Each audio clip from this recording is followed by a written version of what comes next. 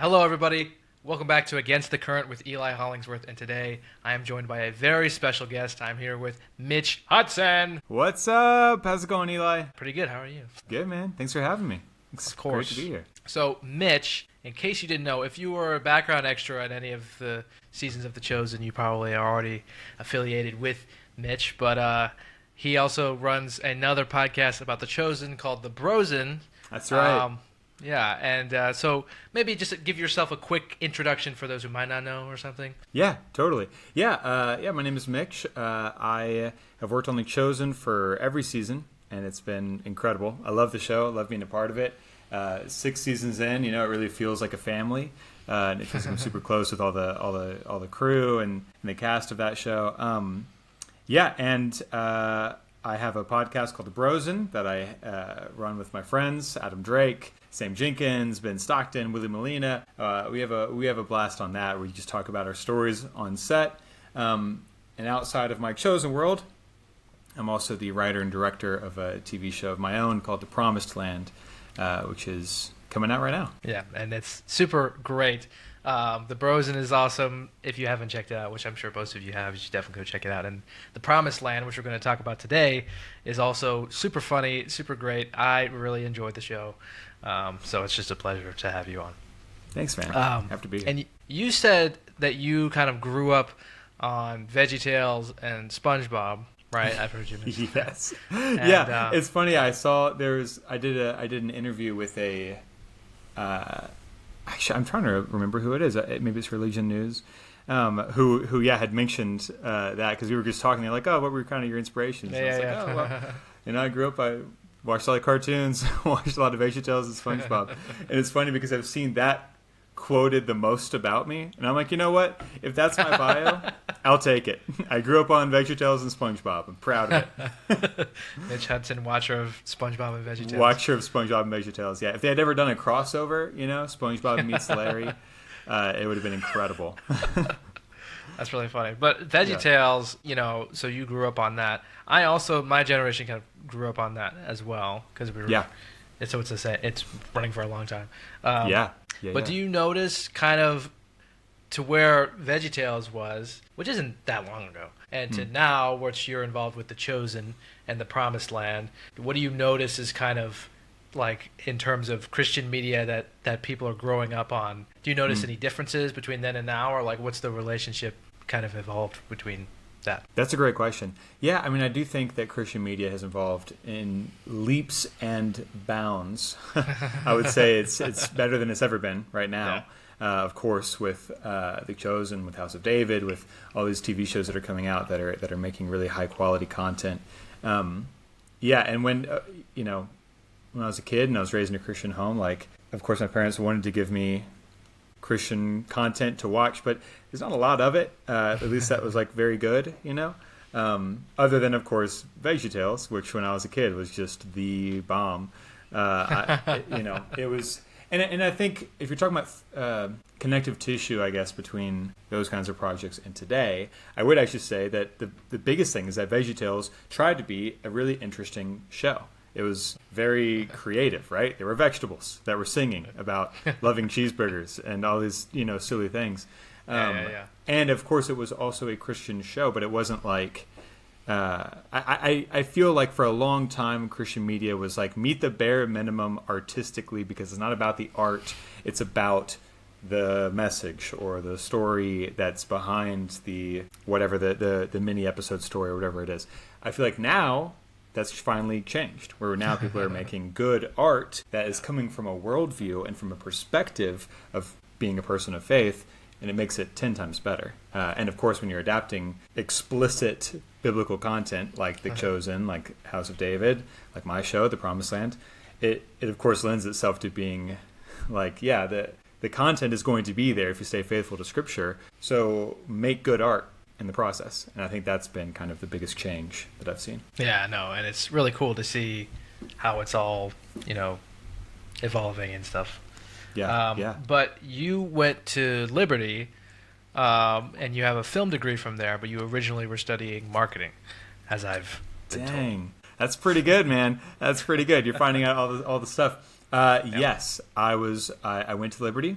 I was studying business marketing because when I was in high school, I wanted to be an author, and I was nervous about just getting an English degree. I mean, English degrees are awesome and great, but I was personally nervous because I didn't know anybody in my life who was an artist, and so I kind of was like, all right, I'll do business, which I think is like the default setting if you just are not sure what you're going to do. No judgment on the business diploma people, but I did marketing, and then while I was at Liberty, I met with a professor, and he was asking me about my heroes, and I talked about John Foreman from Switchfoot, and I talked about Steven Spielberg, and I talked about basically artists, like not. Oh yeah. It's not like I was talking about Steve Jobs or Jeff Bezos or exactly.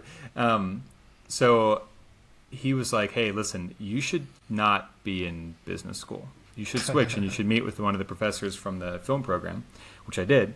And I was like, oh, maybe this could be right for me. And I took one screenwriting class, which was a prereq to get into the program. And when I was taking that, it all just like clicked. I was like, this is it. This is what I'm going to do for my life, and I'm all in. That's awesome. And so then you switched to film, and you went on to direct a feature film in your senior year. And that's right. You won Student of the Year. I did. Yeah, dude. I won Student of the Year in 2015 when I graduated college. And then, right after that, made my first and so far only feature film. I mean, I kind of think of it as like a student film that's just feature length. Yeah. But it was called Summer Daydream, and I made it, put it in some film festivals under its original title, which was Technicolor Daydream. Had to change the title when I got a distributor because they were like, Technicolor is a trademarked word, right? And I was like, didn't know that, and so had to learn and change. But yes, made a feature my summer of my senior year. That's awesome. And so it was at that moment that you were like, this is what I'm going to do. I mean, that's a big feat to make a feature film, especially in college. Like, yeah, it's crazy. We had no money. I think we had $5,000. We went to like Lowe's and Home Depot, and we bought equipment that we could turn into film gear. We made our own lights, we made our own dollies, we made all of these things that didn't exist before. I think, and I didn't personally make these things. It was the crew that was with me who were amazing and were my classmates. I think they learned a lot from like Film Riot, the YouTube channel, of just do these kind of DIY. Filmmaking hacks for when you have no money, or at least enough money to buy like 2x4s, but not industry standard equipment. We made that feature. We shot for 30 days. It was all basically kids were the main characters. It was very challenging. A lot of times during it where I was like, maybe this isn't for me.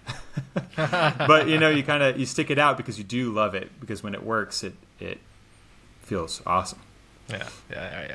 Have you seen it? How deep has the research gone? Have you seen this movie? I haven't seen it. No. Okay. But I do know that it exists. Where is it available to watch? Just on YouTube or? I don't know. It was on Amazon Prime for a while. I don't think it's still on there.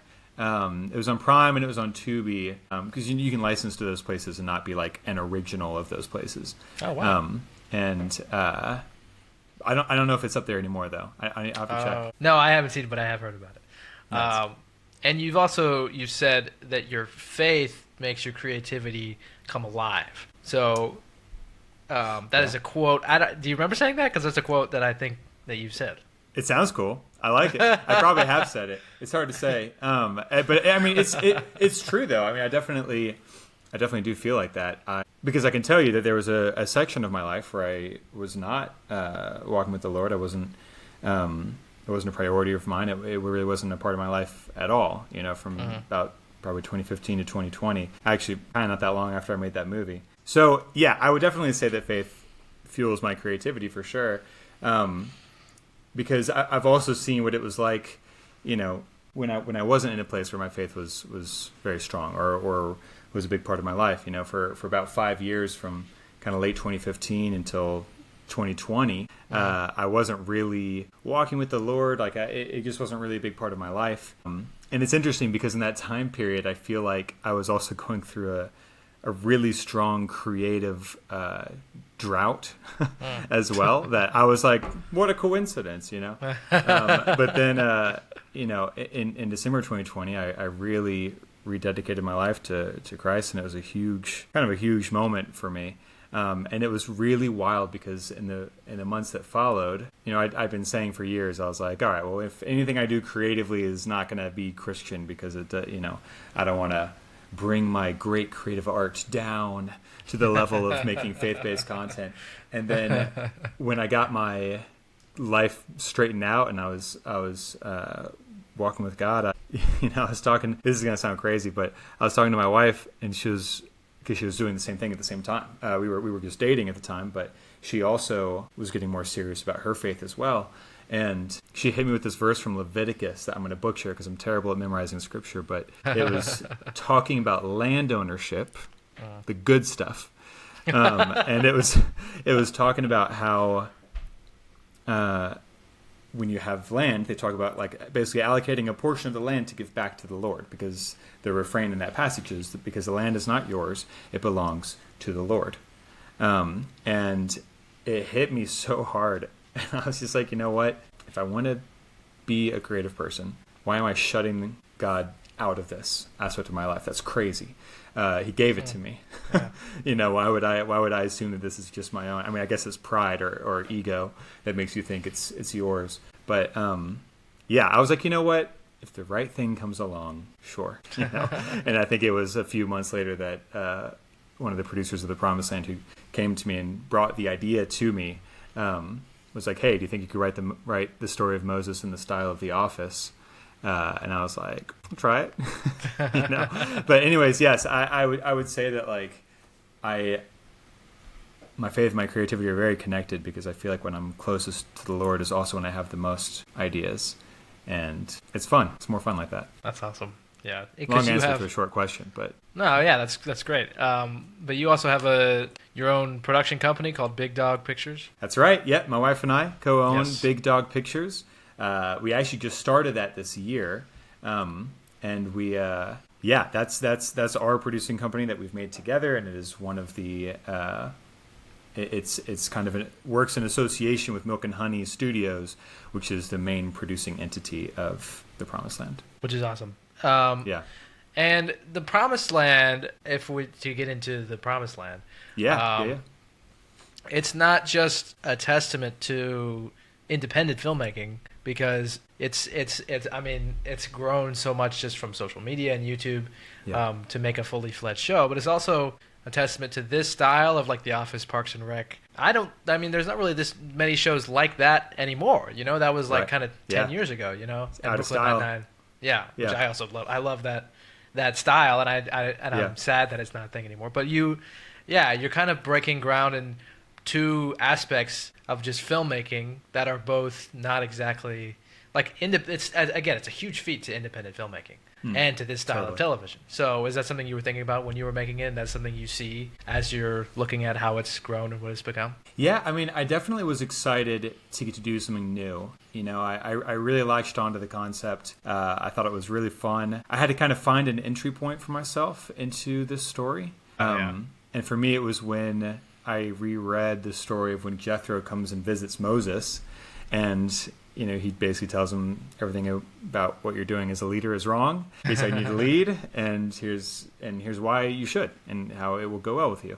And that kind of unlocked it for me. I was like, okay, it's a show about leadership. It is a show about people who are imperfect, trying their best to do something that God has asked them to do. It's a very people-oriented show.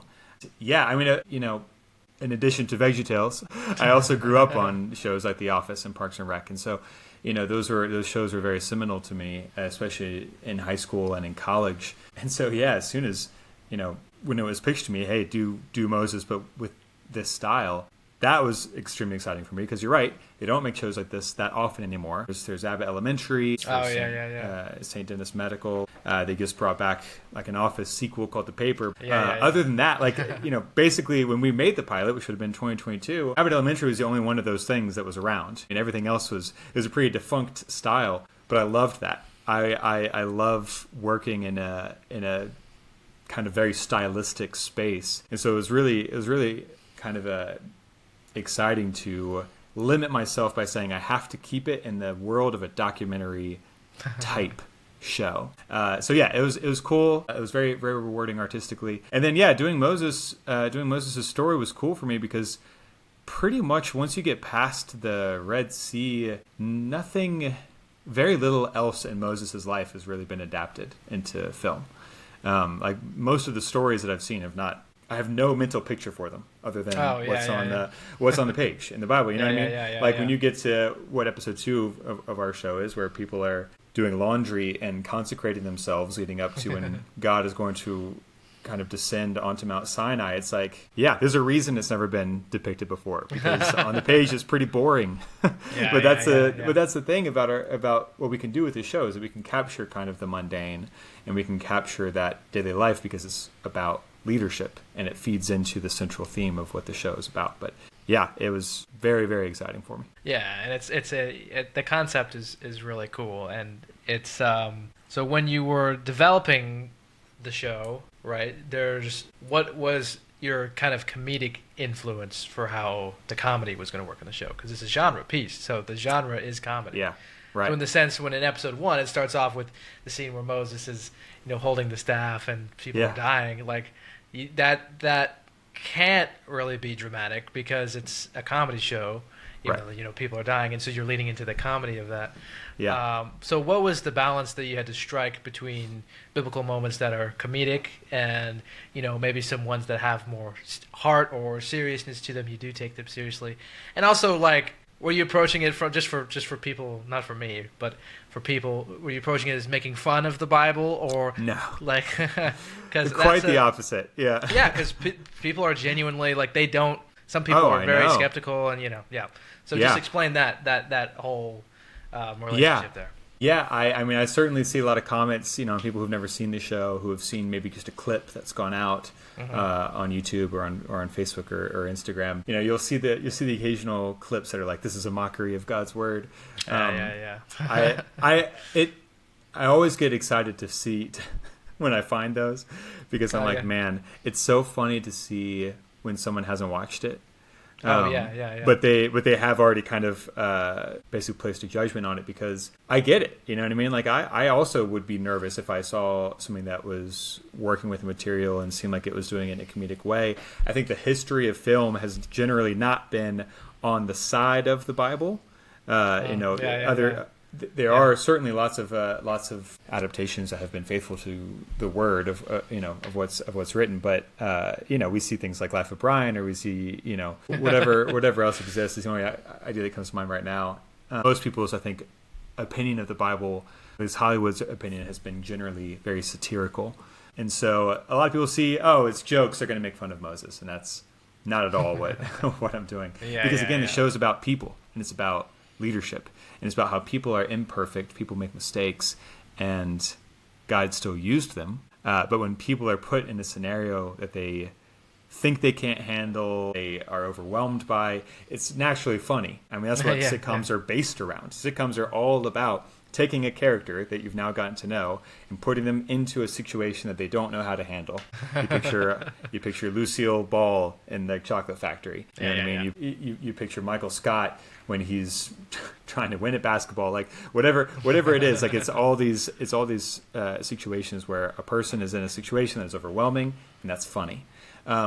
So to answer the first part of your question about writing for the genre, I definitely let the scripture kind of lead what I'm writing in terms of plot structure, right? So I know what's going to happen in the episodes because it's what's on the page. But then when I'm approaching it from a comedic perspective, it's really just a question of asking what is funny about the situation, what is true about the situation, what are the implications of this? You know what I mean? When it says Moses was holding a staff over his head so they could win the battle, and 2 other guys had to come along and support his arms so they wouldn't fall, I kind of asked myself, what was the point that they decided to do that?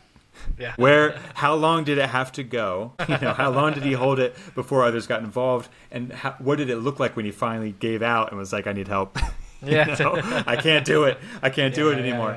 Whatever that was. Like that's kind of what I'm asking myself as I'm writing, and that's kind of what leads to the jokes for me. In episode 2 as well, it's the question of, all right, well, Moses has now delegated leadership to chiefs, to elders, to Aaron, to Miriam. So what does Moses do when God doesn't have a specific thing for him to tell the people? And so, I have a whole episode about Moses being like, I'm going to go play soccer with some kids, or I'm going to rest under this tree. He doesn't know what to do with himself. He's always been busy, Those are the questions I ask myself when I'm writing, and that's usually what brings out kind of the jokes. But again, the perspective of our show is that we are empathizing and relating to the people who are in it. And that's the difference between a show that would be making fun of this, is that our perspective is not on the outside saying, ha. Our perspective is on the inside going, that's me. Yeah. You know what I mean? Yeah. No, and that's great. And I will say, what you're mentioning about the comedy of, there's a good balance between, like, the comedy comes from the situation that the characters are in, but also there are quite a few punchlines also that are very good as well. Like when Aaron is oh yeah, you're welcome. And when Aaron is like getting the crowd hyped up, and then Moses comes in and tries to add on to the joke. And tribe of Issachar smells like donkeys, and no one laughs at all. It's like stuff like that Joshua. too. Yeah, Joshua. Yeah, that got an audible laugh from me when I was watching it, because not only did we have the laugh that's, oh, Moses isn't a good speaker, and then there's the laugh of Joshua who's obsessed with Moses. So that's just like a good punchline, as well as we're laughing at the situation of it. So it's all about people, it's all about characters. We are learning who these people are. And so as we learn who they are, when they're in the situation, you have 3 things in a row, right? That Aaron is the outgoing, popular one who's great at crowd work. We know that Moses is not a great speaker. He is, but in this moment, maybe it's like, maybe it'd be nice to be kind of like Aaron, but he's not Aaron. He wasn't made to be Aaron. And then you have Joshua, who's just like a sycophant for Moses, and it doesn't work. There's also a really subtle joke in there about the tribe of Issachar, because I believe I had to find it again, but there's a reference. I believe it's when Jacob is speaking about his 12 sons, where he talks about Issachar and he references him being like a donkey. Oh. And that was just like, Moses' whole framework would be based around knowledge like that. You know what I mean? Oh, that's so. Wow. There's layers. Wow. That's the best comedy, is when it has layers like that. So you want to come back and find more each time, Yeah. That's the best kind. Yeah. So were your main inspirations The Office and Parks and Rec, or did you have other comedic influences that inspired the comedy nature of the show? Yeah, thanks for asking this again, because I want to get back to this too. Obviously The Office and Parks and Rec are kind of the main inspirations, particularly Parks and Rec. The Office is a little bit more cynical in some ways. It's hilarious, but a little bit it's a little bit drier and a little bit more, most things are the worst, but some things are sweet, right? Parks and Recreation has more of a perspective of being on the side of wanting to see people win, It's a lot more hopeful, a little bit sweeter. So I've definitely steered into kind of that feeling more for our show.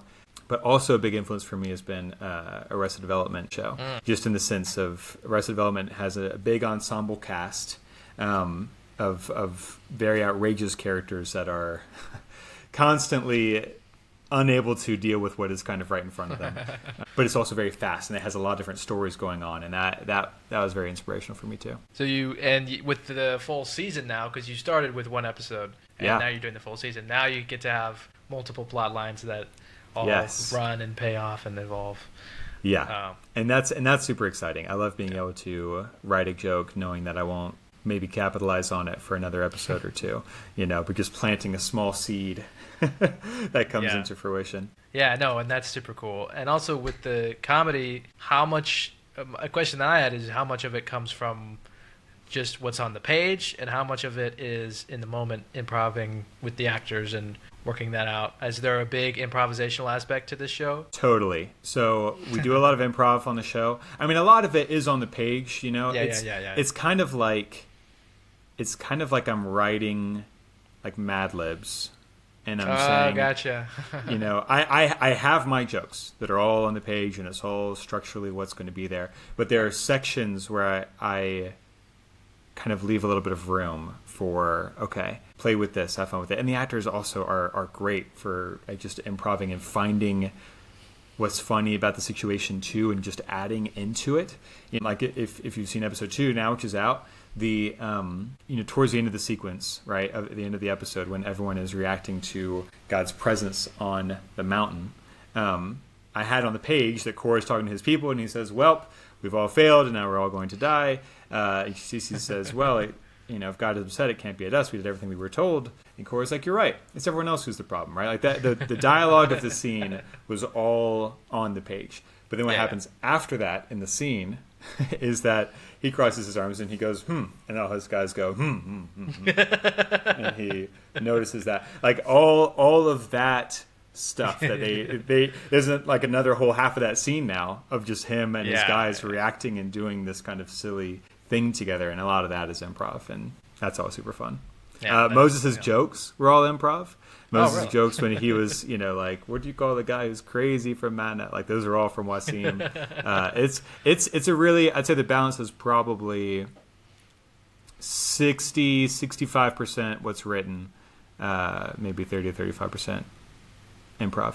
That's and that part of that is having great actors who are, very funny people. Like totally. What is it? Shireen. Khan. And she was just on The Studio, which is another comedy, and it was and killed it on that. Yeah, super hilarious. So, like, that's the other part of that too, is having actors who are just super funny people, and trusting them to, because you write it all and you have it all structured and planned out, but then it's also great to be able to allow It's such them. a comfort. It's such a comfort. It takes the weight off of me having to be funny in my brain. You know what I mean? Because it's like they are funny, and that's what makes it come to life, and they make it work. And if there's a bit that's not as funny on the page, like they will talk about it, and they're gonna improve it with me, which is awesome. So, do you think that the kind of ironic nature of this upcoming generation is kind of the appeal of the show? Because my generation, what I see in the videos, like on Instagram, that my friends and I like, it's all a lot of irony. Like, it's mainly the name of the game in terms of what we find funny. Yeah. So do you think that's a big part of the appeal to the younger generation of this show? Totally. I mean, I think Gen Z is very unserious. I think everyone is, joking around, having fun. I mean, and I think that's cool. I don't know. It's every generation has their quirks. You know what I mean? Everyone kind of has what they feel drawn to, right? I mean, I was born in the early 90s, so I naturally find myself drawn to like high school skateboarding movies. You know what I mean? It's just it's what you grew up with, But I think that what's really cool about kind of younger audiences, kind of the upcoming audiences, is that I think they can recognize that something can have duality to it. Something can have multiple tones to it. You can be funny and light and goofy and also have something meaningful to say. They're not mutually exclusive. I see that a lot with a lot of things that millennials and Gen Z and beyond are making. And I think that's great. And I think it's why a lot of our audience, looking at just our general demographic stuff, right, on our Instagram and on our YouTube, almost everyone is 18 to 25. That's more than 50% of our audience of our show, and who's interacting with it in our show. And it makes total sense to me, because that's the college age generation right now, right? And they want to see stuff that's funny, and they want to see stuff that's true. And that's what we're trying to do in our show. Yeah, no, and that's awesome. And I even at my college, I know people who are. Somebody was talking to me the other day, and they were like, "Have you seen The Promised Land?" I was like, "Yeah, I love it." And he was like, "I'm trying to go around and get people, like, we're going to do a watch party or something." So hey, that's awesome. Yeah, no, I know a lot of people who have found you guys, because on social media is really where you guys have, you've gained a massive following on Instagram and YouTube, and again, in terms of something that you've kind of done independently, and now it's grown like The Chosen did, it's like online nature, to make something that's not backed by a big studio. Yeah. You know, because again, for some people's maybe perception, they're like, oh, because you've made something that's so convincing. They're like, it's a big Hollywood show that's just putting down Christianity again, right? Right. When the reality is, it's an independent thing that's super indie. Yeah, but that's like the beautiful nature of the industry nowadays too. You know, with the internet and YouTube, is that stuff like this can happen. So you've kind of mentioned earlier the new space that Christian media is in terms of House of David and The Chosen and the Promised Land. So how do you see it going and evolving over the next couple of years, the next couple of decades? What do you think is going to happen in this space? That's a great question. Yeah, I mean, certainly we're seeing cool things happen with TV right now, with the faith world. I would love to see more of that happening, and including features too. You know, I think both are great. I think we've really seen the explosion in the TV space. Of course, I'm jumping into that as well. And I mean, there are a lot of faith-based movies coming out too, but I think my hope, and I think maybe my prediction, I guess, for the next 5, 10, etc. years is that we're going to see a lot of these biblical stories that have never been adapted before, or that have been adapted, but frankly, badly before, you know, but seeing them done with a level of care and attention to detail, because I think the biggest thing that both Hollywood and that independent filmmakers are seeing is that people will watch movies and TV shows that are about the Bible or about Christian content if they're good.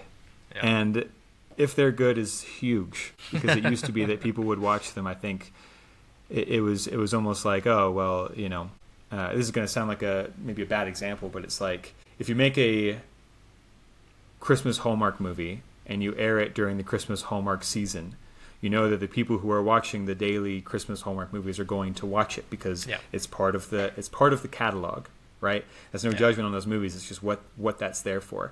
They don't have to try that hard to make it good, because the audience is kind of just showing up for that daily. It's almost like background music. You know what I mean? It's kind of there. And I think for a long time that's what Christian film and TV has been, where it's like people are going to show up for it because it's the only thing that exists to talk about these stories. But I think that what we're going to see is new tellings of old stories.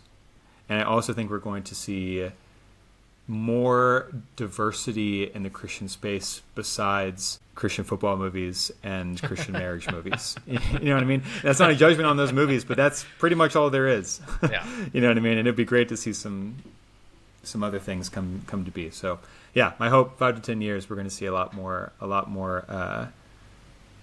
types of stories that have faith elements. Yeah, different genres too. That's what you're doing at The Promised Land. Different genres. Mockumentary, comedy, like it's a genre piece, and you're writing for the genre while staying true to the faith-based nature. Because I saw a quote from John Irwin, House of David. Yeah. He said, you know, that people think that Christians are not in the Hollywood space, and he's like, because we retreated from because we weren't in the space. Now, now we're coming back to the battlefield per se. Yeah. And because you know, you think about all the art that you remember, like from the Renaissance, all like paintings, right? So art back then was paintings, and it was all the content was mostly Christian, like exceedingly biblical. Yeah. Like that's every biblical thing. If you look up a story from the Bible, you can probably find a Renaissance painting about it. Yeah, exactly. You know what I mean? Like that's all exists. It was. It's out there.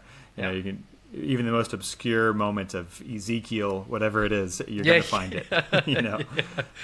Yeah. No. And then now we're like, oh, well, you know, there's no Christian movies. Well, because they need to be made, and we need people who are making them. You know. Yeah. So that's awesome. But what do you, to kind of put your stamp on it? What are you hoping mainly that viewers get out of The Promised Land? Like, what is when they watch all of season 1 and then they leave, what are you hoping they take away from it? Well, I have 2 goals for the show. One, I want people to have a really fun time. I want people to be entertained. I want them to laugh. I want them to be moved. I want them to have just an experience that is fun they want to keep going back to. You know what I mean? I think people watch these types of shows when they're making dinner. People watch these types of shows when they're doing laundry. They've seen it before. I'm going to put it again, put it on again in the background. It's there's a reason that half-hour sitcoms are called comfort shows most of the time, because it's like you just have fun and it feels comforting and it's nice. It's like a friend. Yeah. Goal number one. Goal number two would be that I hope it takes people back to the Bible. And I've seen this a lot on comments on the pilot and on episode 2 so far, that people are saying, man, I went back and I read the Bible after watching this, and yeah, you're right. It's here. You know what I mean? It's there. And then I honestly, what I would hope with that is that people start to see how much we're trying to pull from the Bible and how much we're trying to put on the screen, so that then they read ahead of our show and they see, okay, what else are they going to do on this show? What else is here in Moses' story? And beyond Moses' story, what else is in this? You know what I mean? That would be incredible. Yeah, no, that's awesome. And I love The Promised Land. Again, I would recommend, if anybody hasn't seen it, to definitely check it out, because it's super funny and it's super great. I just really enjoy it. And are you writing season 2? I'm writing it. Yeah, it would be great if it all works out. It'd be awesome to be able to go into production on season 2.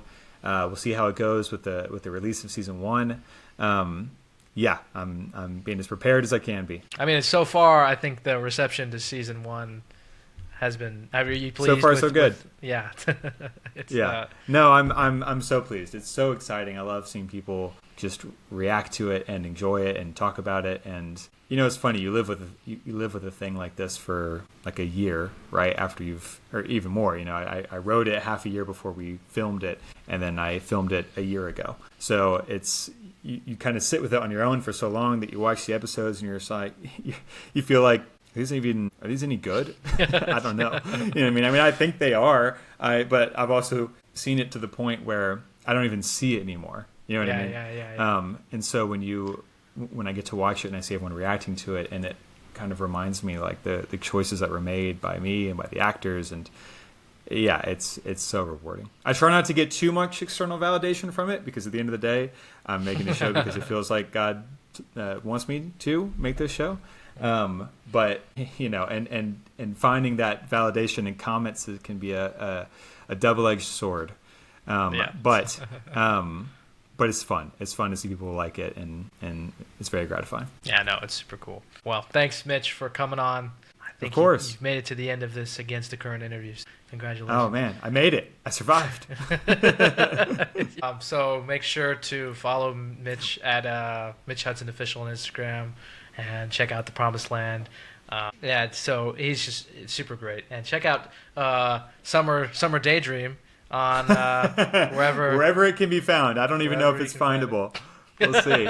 Maybe one day soon I'll re-release it somewhere. Yeah, no. And also you've got Chosen season 6 coming up as well. So. That's right. Go watch The Chosen. It's awesome. Be ready for season 6. It is going to rock your world, I promise. So season 6, episode 1, opening scene, go. Oh, I'm getting a call. I think I gotta take this, actually. I'll be back. I was looking for my phone. I couldn't even act it out well. I didn't even know where my phone was. I'm wearing my AirPods. I would have heard the call. It wasn't a great... this is why I'm behind the camera. It's fine. I gotta try every time, just to... That's right. Get a little leak. Get a little spoiler. But yeah, thank you so much for watching, and I'll see you guys next time.